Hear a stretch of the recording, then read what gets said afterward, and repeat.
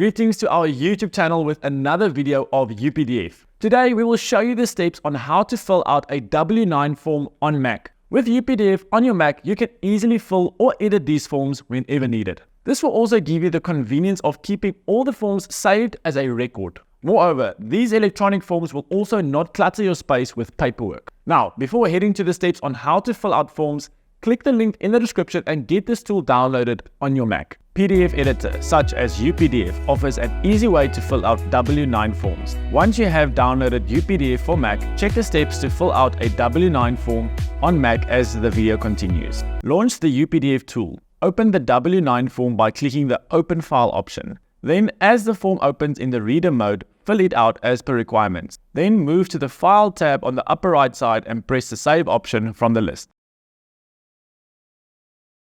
Before you leave, like the video, subscribe to the channel and press the notification button. That way you will get a notification for our future updates. And we will see you in another helpful review soon.